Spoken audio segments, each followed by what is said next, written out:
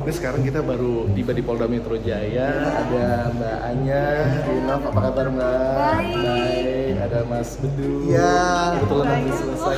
Gitu ya. Kita akan masuk nih, coba satu-satu. Coba ada akses. Kita lihat nih. Bisa masuk? Bisa nggak? Kita coba buktikan.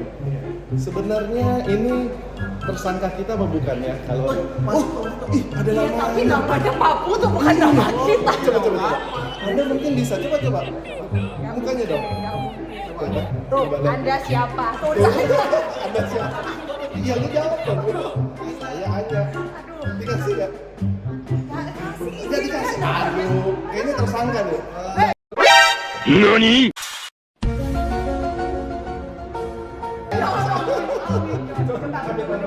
Coba Mas Bedu, coba kita lihat. Tadinya nggak permisi, nggak boleh masuk katanya. No permission. Jadi nggak bisa masuk. Nggak bisa masuk. coba kalau misalnya Pak Putu mendekat. Coba. Bismillah ya. Bantu doa dong. Ih, dikasih gue. Langsung ada dokter Putu. Mohon maaf ya. Pak, saya dimana? Udah.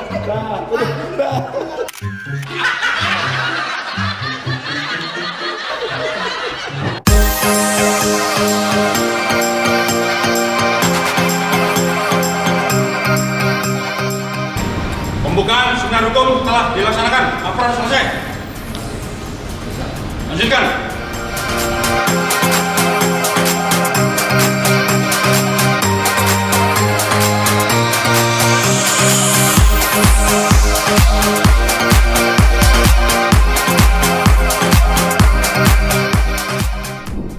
Polda Metro Jaya telah mengungkap sebanyak kurang lebih per Juni 2023 sebanyak 12 LP.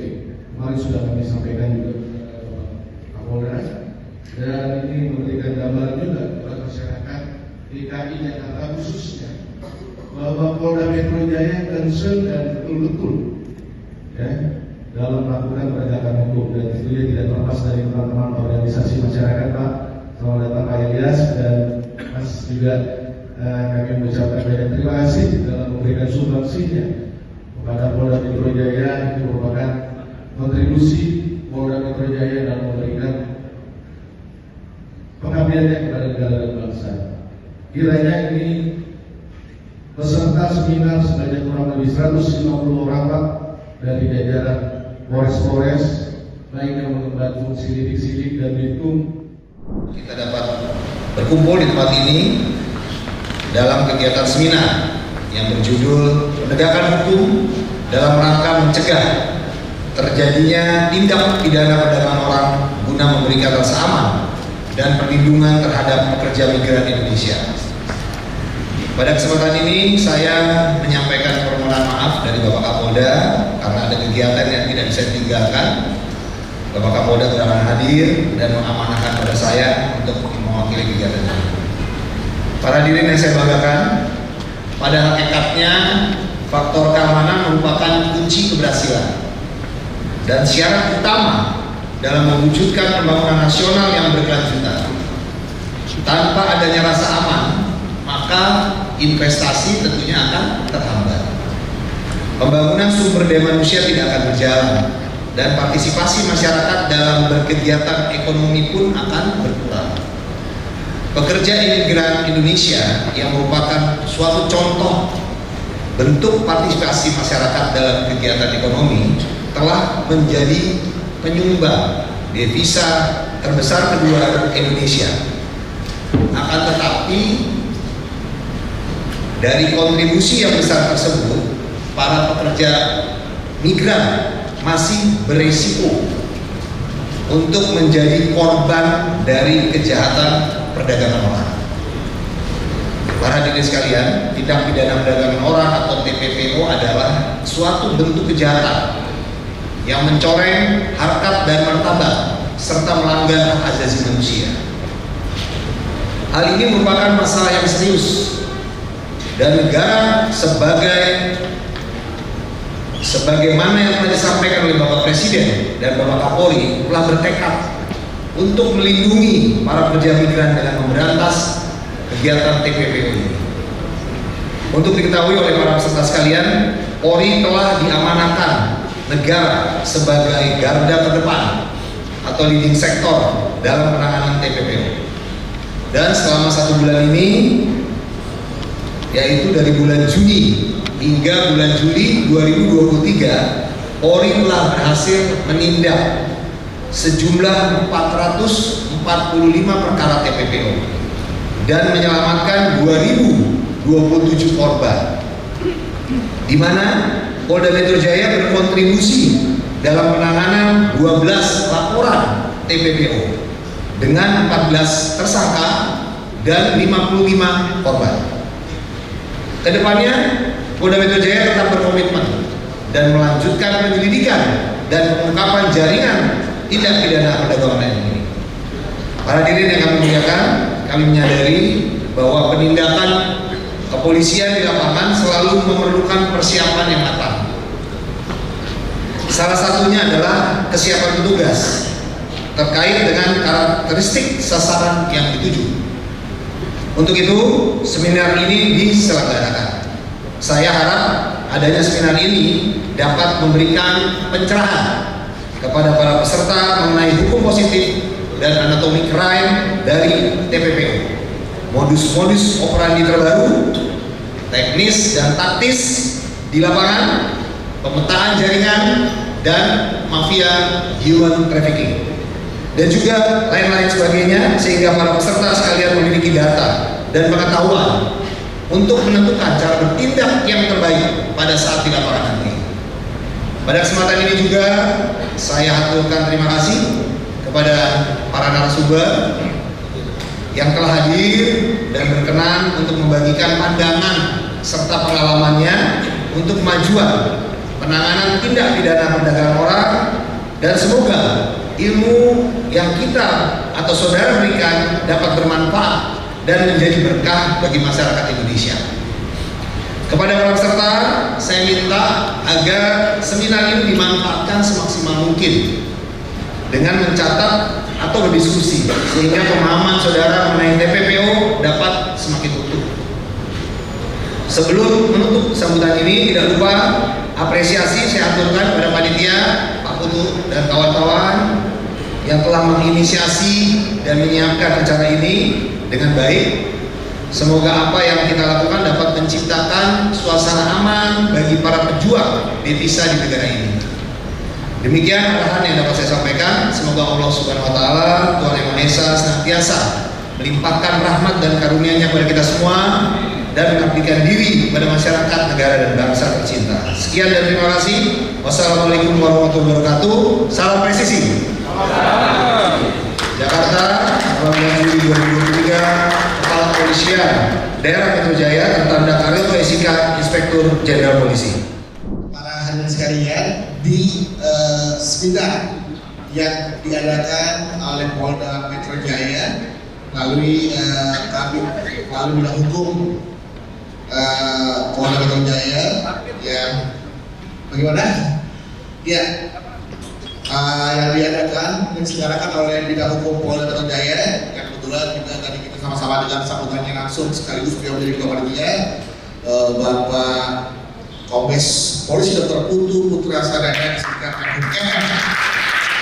Ini kesannya membuat acara pencegahan secara hukum untuk melakukan pencegahan jadi tidak pidana perdagangan orang dan juga nanti penegakan hukumnya seperti apa. Dan inilah boleh kita lihat proses yang sebesarnya untuk Polda Metro Jaya dan sarana untuk berdiskusi bagaimana agar ini tidak terjadi dan imbas suara-suara dari Polda. Baik, langsung saja kita akan berikan kesempatan untuk bicara yang pertama pada Bapak Brigadier Jenderal Polisi Bapak Dayang Betul untuk memberikan pemaparannya Bapak. Selamat. Terima kasih Mas Teguh atau Mas aja Pak, biar terlihat mulia ya. Baik, terima kasih atas kesempatannya yang diberikan. Assalamualaikum warahmatullahi wabarakatuh. Salam dan salam sejahtera untuk kita semua. Swastiastu. Yang kami hormati Bapak Kapolri, Bapak ini, kami, dua presiden kami, tentu Kadif Polda Metro Jaya, dan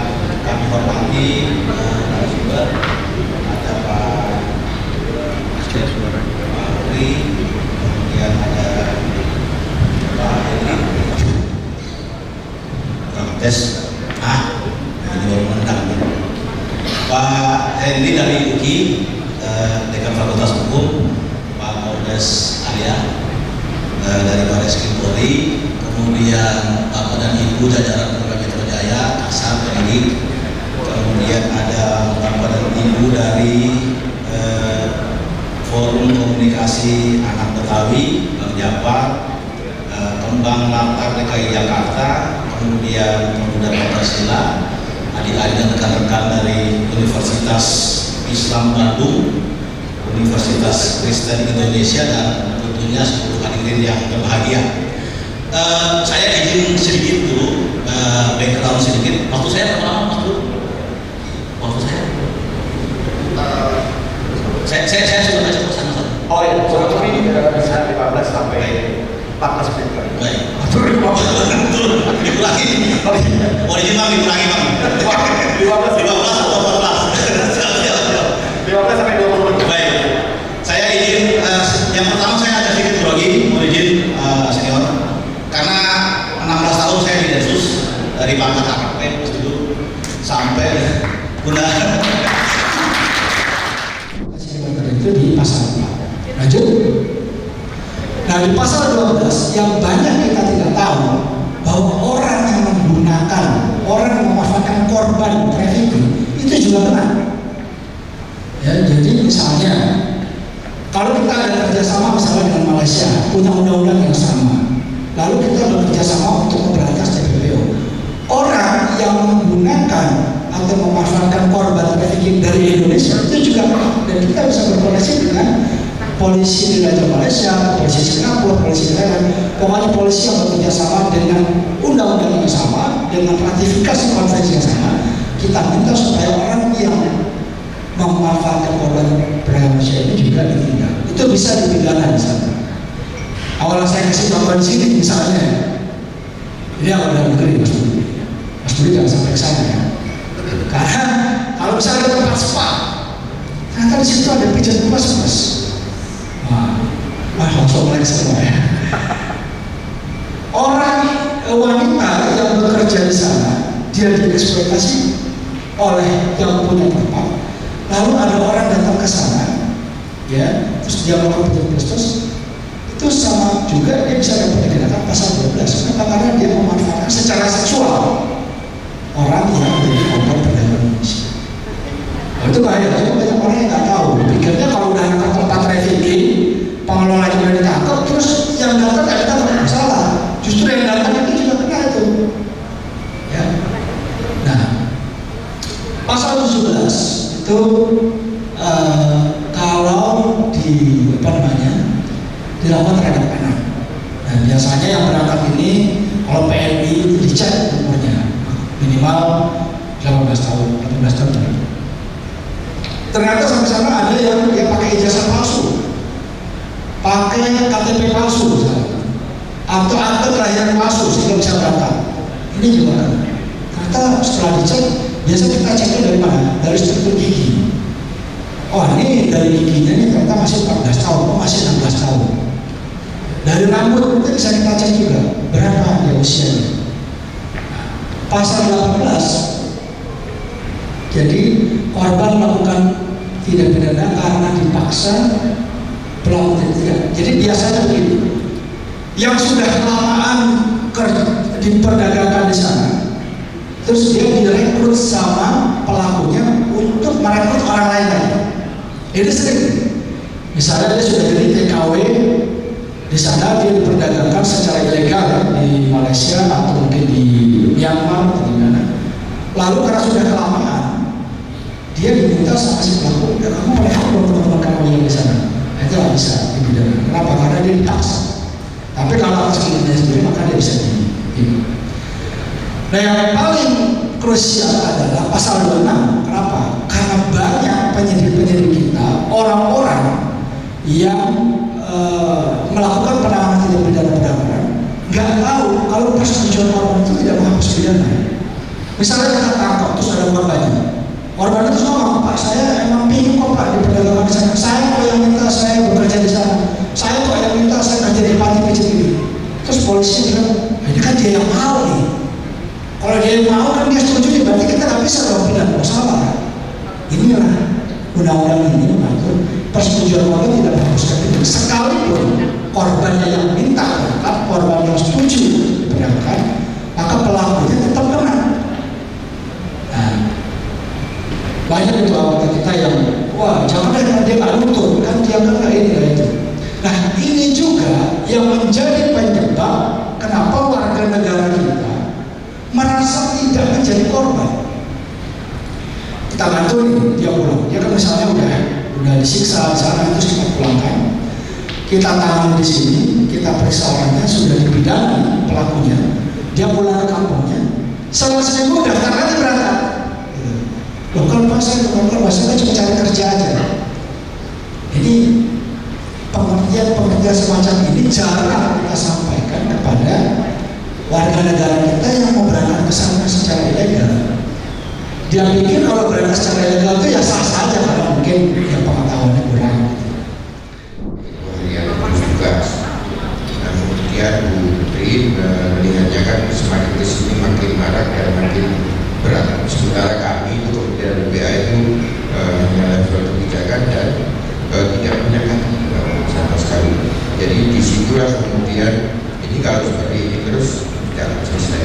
Makanya kemudian telah kami kemudian sudah surat kepada Menko Polhukam maupun Menko PMK, kemudian juga bertemu dengan Mendagri dan Pak Mensesnek yang akhirnya langsung saja bersurat ke Presiden. Kemudian ditindaklanjuti dengan dirapatkan tanggal 35 itu rapat kabinet terbatas yang akhirnya pengalihan kepada Kapolri itu memang sudah ditelaah sebelumnya. Sebenarnya ada opsi-opsi waktu itu ada Kumham, ada juga dari BPWNI termasuk yang dibahas untuk kandidat menjadi ketua hariannya itu, tapi akhirnya dari Kapolri sampai kepada yang tertib masuk yang paling penting. Nah apa-apa yang karena sebenarnya masalah ini kan paling mendasar itu kan kita sudah diamanatkan dalam konstitusi kita dan Bapak Ibu sekalian kepada jenis lainnya itu kita sudah dijamin, jadi harus rasa aman sebagainya itu kan memang sudah kewajiban negara sekarang. Tapi faktanya kita masih dihadapkan dengan kasus tidak perdagangan orang. Kemudian ini kan tidak secara mustahil.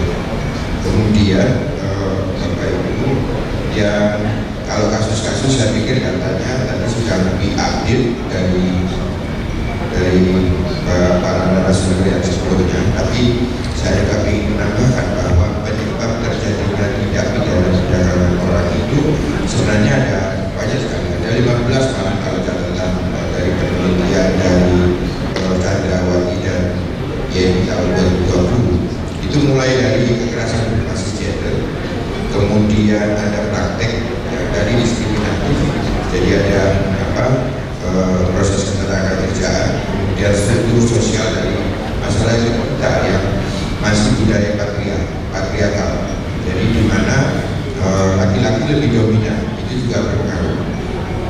Kemudian mudahnya jaringan ikatan keluarga, kemudian ada lagi marginalisasi etnik, ras dan agama. Kemudian ada juga karena pemerintah yang saat ini kita masih dihadapkan.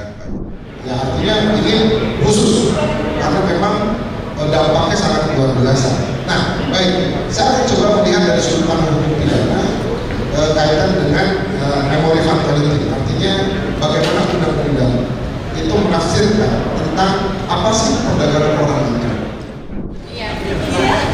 Oke baik, terima kasih. Sebelumnya perkenalkan nama saya Kristina Sakinawo. Saya mahasiswa Fakultas Hukum dari Universitas Kristen Indonesia. Tentu sebelum masuk pada pertanyaan, saya mewakili teman-teman atau rekan-rekan mahasiswa mengapresiasi untuk Polda Metro Jaya saat ini karena boleh melibatkan mahasiswa dalam mengikuti acara seminar hukum terkait dengan penegakan hukum dalam rangka mencegah terjadinya tindak pidana perdagangan orang guna memberikan rasa aman dan perlindungan terhadap pekerja migran di Indonesia. Bapak Ibu dan rekan-rekan sekalian, untuk persoalan ini terkait dengan tindak pidana perdagangan orang, ini persoalan yang berkaitan dengan hak asasi manusia. Kita tahu bahwa ketika orang-orang atau masyarakat menjadi korban terkait dengan tindak pidana perdagangan orang, maka di sini kita melihat ada kemerdekaan bagi korban itu sendiri dalam menikmati kebebasan dia sebagai makhluk sosial atau sebagai selayaknya manusia. Oleh sebab itu, ini sangat penting bagi kita semua, terutama seluruh stakeholder, untuk bagaimana mengantisipasi atau memberikan pengawasan supaya meminimalisir terjadinya tindak perdagangan orang. Saya mau masuk kepada pemerintah daerah. Nah, ini saya kira ini sangat penting sekali. Kalau misalnya tadi dibahas bagaimana kinerja Polri untuk mencegah ini, sudah dibahas tadi, dan saya mau masuk kepada pemerintah daerah saja, karena ini saya kira ini belum dibahas, dan ini saya tunjukkan untuk Pak Arya dan juga Pak Henry, karena kedua narasumber ini membahas tentang Undang-Undang Nomor 21 Tahun 2007 tadi terkait dengan pasal 5 mengenai pencegahan dan penanganan. Di dalam pasal 57 bahwa pemerintah dan pemerintah daerah wajib membuat kebijakan, program, kegiatan, dan mengalokasikan anggaran untuk melaksanakan pencegahan dan penanganan masalah perdagangan orang. Nah, tentu ini hukumnya wajib bagi pemerintah daerah. Artinya pemerintah daerah di sini harus membuat kebijakan, program, serta kegiatan yang dapat memberikan suatu pengawasan atau tekanan agar tidak terjadi tindak pidana orang. Nah, pertanyaan saya, di sini tidak diatur di dalam Undang-Undang Nomor 21 Tahun 2007 tentang kelanjutan apabila pemerintah daerah tidak melakukan kewajiban mereka ini. Nah, apabila pemerintah daerah tidak melakukan kewajiban mereka yang dicantumkan di dalam pasal 57, bagaimana proses secara formil dalam penegakan hukum terkait dengan mungkin kelalaian dari pemerintah daerah? Terima kasih. Karena begitu sudah masuk negara itu ada masalah yang terjadi, hukum yang berlaku adalah hukum di negara di mana kejadian opus dan opus adalah di negara tujuan. Nah, ini pengawasan dari kementerian dan kelembagaan, saya kira ini faktor utama dalam mengiring tenaga kerja kita atau yang disampaikan kali juga bisa negara itu. Kemudian yang kedua bisa terkait dengan apa yang dijelaskan oleh Pak Arya.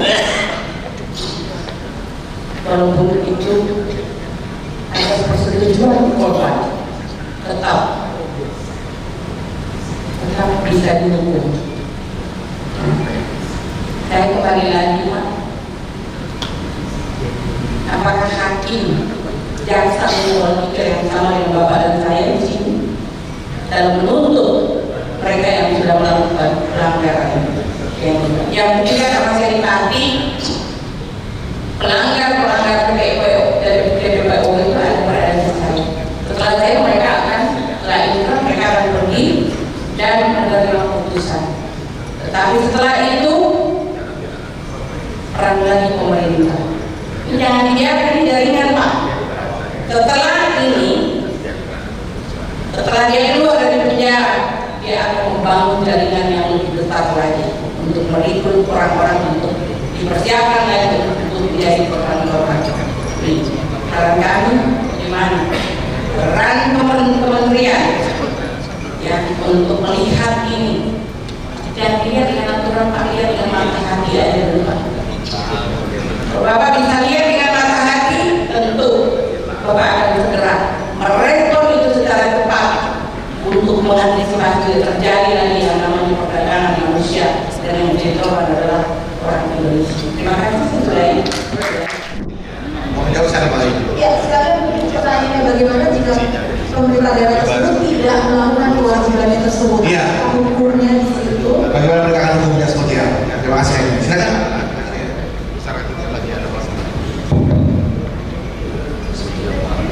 Iya,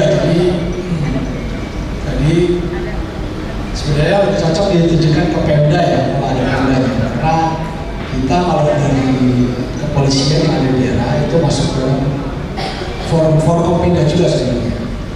Nah, dari Pemda misalnya kita dari Pak Gubernur atau Pak Bupati itu dalam hal pencegahan biasanya di Pemda ada namanya Kasubagdimas.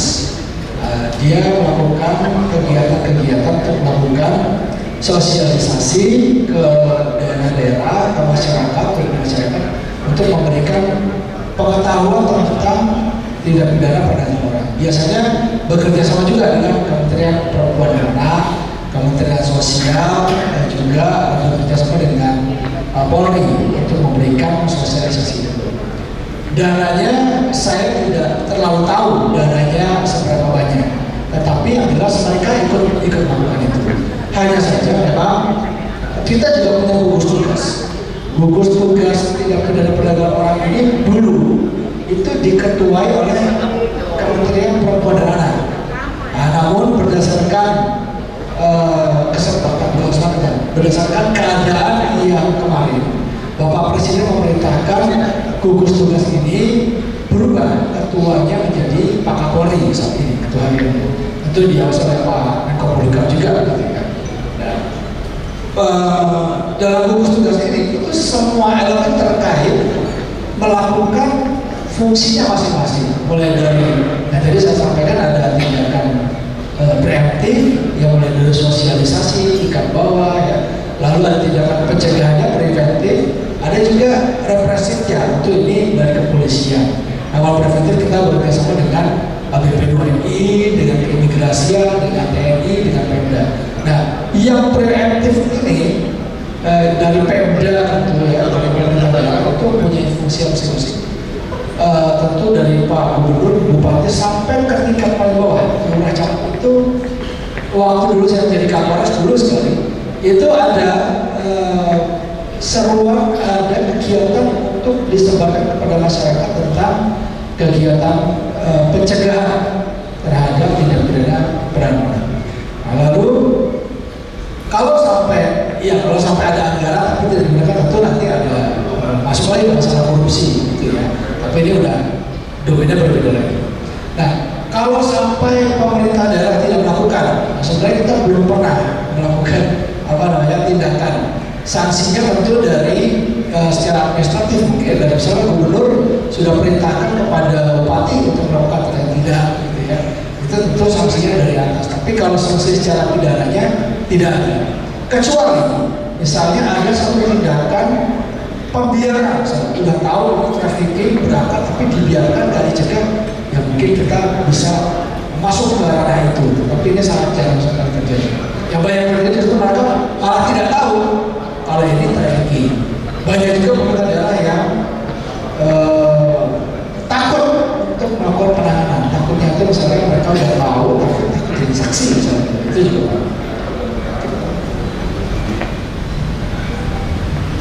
Baik, terima kasih. Nanti ditambahkan juga Mas lihat di Undang-Undang 18 2017 pasal 41, 40 atau 42 itu ada tugas dan tanggung jawab. Di pasal 40 itu ada 9 tugas dan tanggung jawab pemerintah provinsi, pasal 41 ada 11, pasal 42 itu ada 5 tugas dan tanggung jawab dari pemerintahan desa. Ada juga kita bentuk layanan terpadu satu kota. Jadi itu ada pemilihan ini oleh Pak Arya untuk kita memberikan pelayanan kepada pekerja Indonesia yang terkendala atau dalam masalah. Contohnya begini, kemarin ada kejadian di Cianjur, ada 2 orang, seorang ibu dan anak, kemudian viral videonya di Timur Tengah. Nah itu hadir bersama-sama untuk memberikan pelayanan. Apakah kemudian kalau tidak berjalan ada nggak ancaman pidananya? Mungkin itu bisa dijawab juga kira-kira ya. Tapi saya melihat bahwa ini sebenarnya adalah tanggung jawab orang. Khusus bagi kami BP2MI, saya sudah melakukan MOU, memorandum of understanding dengan kira-kira hampir lebih dari 104 kira-kira pemerintahan daerah, baik itu tingkat provinsi maupun kabupaten, dengan harapan ini bisa mendorong masing-masing pemerintah daerah membuat perda yang berkaitan dengan perlindungan terhadap pekerja migran di sana. Itu demikian dari saya. Henry mau menambahkan, silakan. Iya, menarik tadi Christian. Jadi Christian ini maksud saya paling aktif bertanya. Dia dari Maluku, Putra Maluku. Jadi kalau UKI itu mininya Indonesia, bukan promo ya. Di sini ada mahasiswa saya dari Papua. Mana tadi? Jadi lengkap ya Pak ya? Itu.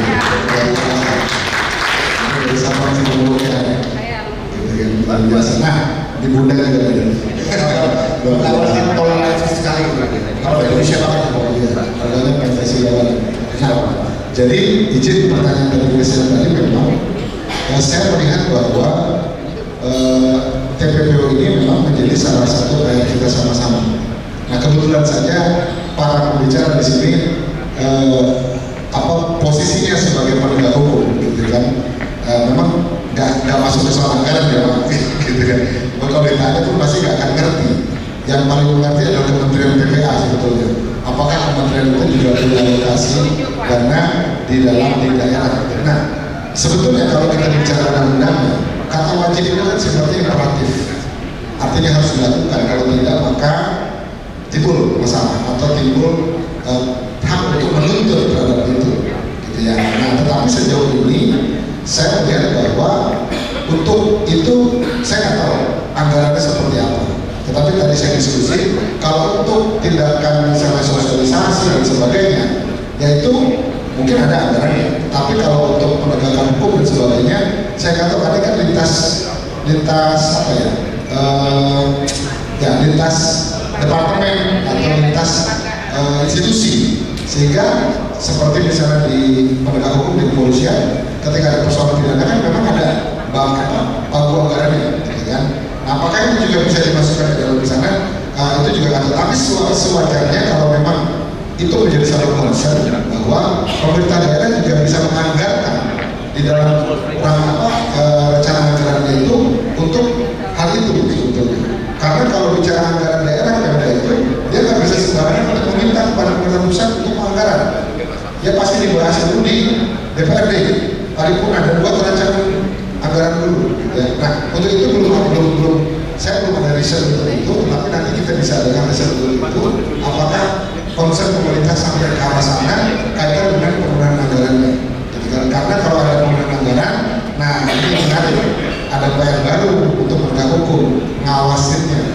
Nah itu kan kalau nggak ada TPPO dimarahin gitu. Nah itu, kita lihat bisa. Baik, jadi di luar jurisdiksinya kepolisian atau menjaga seperti itu. Nah ini langsung dari pemerintahannya langsung. Lalu kemudian dari perempuan dan anak. Silakan Pak Yadi. Baik, terima kasih untuk berkaitan penanggaran bahwa sebenarnya mereka itu kan sudah melalui undang-undangnya sudah ada yang terkait pengaturan penganggaran antara pusat dengan daerah. Keuangan. Nah kemudian untuk Bapak Ibu sekalian bahwa selama ini kewenangan bukan hanya terkait penganggaran, tapi intinya di Undang-Undang Pemerintah Daerah namanya Undang-Undang Nomor 23 Tahun 2014 tentang Pemerintah Daerah itu sudah dibagi antara kewenangan pusat, kewenangan daerah, provinsi dan kabupaten kota. Nah nanti kalau terkait dengan TPPO itu atau kasus yang lain bukan hanya TPPO, misalnya kalau kasusnya itu antar negara, maka itu yang menangani adalah kewenangannya pemerintah pusat. Di situ sudah ada penganggarannya seperti apa. Kemudian kalau kasusnya lintas provinsi itu juga pusat ikut turun tangan. Kemudian kalau sifatnya hanya lokal, kabupaten, kemudian antar kabupaten itu biasanya adalah dirujuk di provinsi. Kemudian kalau hanya sifatnya lokal, kabupaten saja daerah kejadiannya hanya di kabupaten tersebut, itu tentu kewenangannya kabupaten. Tapi pemerintah pusat bisa juga langsung turun ke bawah ketika kasusnya itu karena pelakunya adalah pejabat publik, kemudian pelakunya misalnya militer atau kepolisian misalnya, itu juga ada kriteria-kriteria seperti itu. Jadi itu langsung bisa intervensi dari pusat langsung ke bawah, itu juga ada penganggaran. Kemudian ini kalau penanganan kasus, tapi kan kita bicara bukan hanya itu, tapi ketika pencegahan maka sudah dibagi di dalam peraturan presiden itu juga sudah diatur setiap kementerian lembaga. Pengawas hukum UKI luar biasa ahli dari kita yang selalu hadir untuk sembilan hukum yang kita lakukan kami terjadi. Sekali terima kasih dan teman-teman bisa simak dulu ya bagaimana yang disampaikan oleh narasumber. Artinya semua yang masyarakat di negara kita bekerja sama, bergotong royong